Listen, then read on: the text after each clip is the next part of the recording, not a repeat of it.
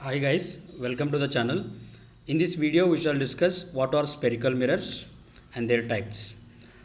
Spherical mirrors are those mirrors whose reflecting surface is curved. Those are called spherical mirrors. There are two types of spherical mirrors. One is a convex mirror and one more is a concave mirror. Let us understand what is a convex mirror and what is a concave mirror. Right? So here you can see in this picture that there is a concave mirror and there is a convex mirror. There is a reflecting side and non-reflecting side. The mirror which is curved inwards, that mirror is called concave mirror. The reflecting surface of this mirror is curved inwards, and the mirror whose reflecting surface is curved outwards, that is known as convex mirror. Let us understand the important properties of these two mirrors. Okay, so in the concave mirror we have the reflecting surface which is curved inwards, and it is also known as converging mirror. Why it is known as converging mirror? Because the ray of light which are incident on the reflecting surface of this mirror are going to converge at a point. Now let us look at the properties of convex mirror. Convex mirror, the reflecting surface is curved outwards, and it is also known as diverging mirror. What do you mean by diverging mirror?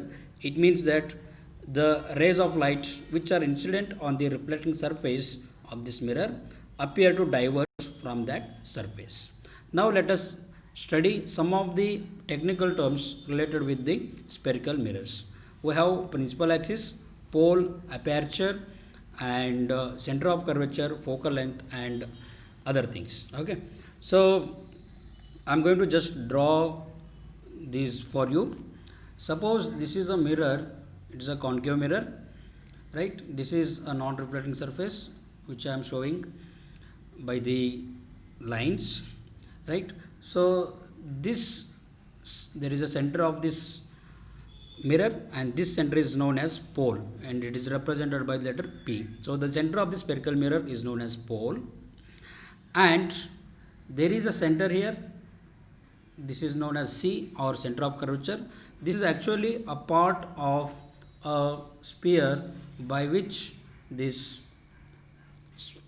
mirror is taken, right? So there is a sphere out of which this mirror is taken. This is just a part of a sphere. So therefore this center is nothing but the center of the sphere of which this mirror is a part. That is known as center of curvature.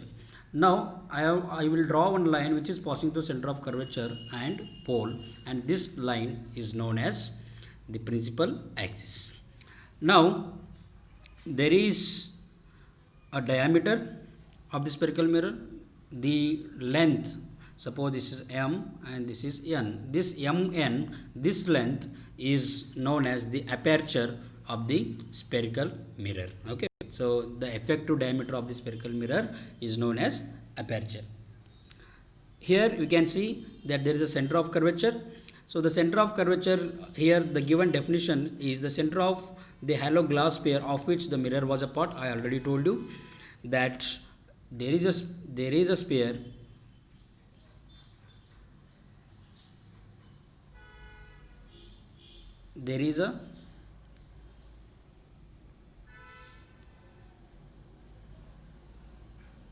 sphere, and you cut a part of this, and what is going to remain is a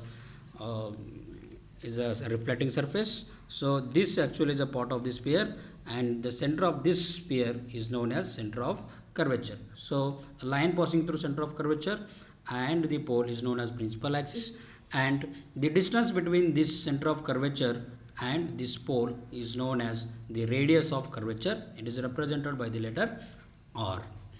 Now exactly in between the center of curvature and the pole there is a point that is known as F, or principal focus.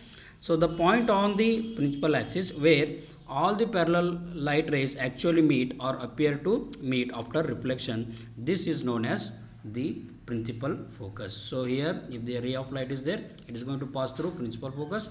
One more ray of light is there, it is going to pass through one point, and that point is known as what? Principal focus. A ray of light coming here and and meeting one point.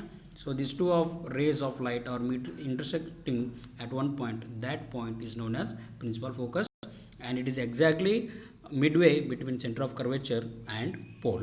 And there is a relationship between the focal length and radius of curvature, that is f is given by the focal length is actually the distance between the pole and the focus, right? If this is the mirror and this is a pole and this is a focus, the distance between pole and focus is known as focal length, right? So there is a relationship between the focal length and radius of curvature. It is given by the formula f is equal to r by 2, or you can say r is equal to 2f. This r is nothing but the radius of curvature, and it is double than that of the focal length. Okay, I hope you guys understood this. Thank you guys.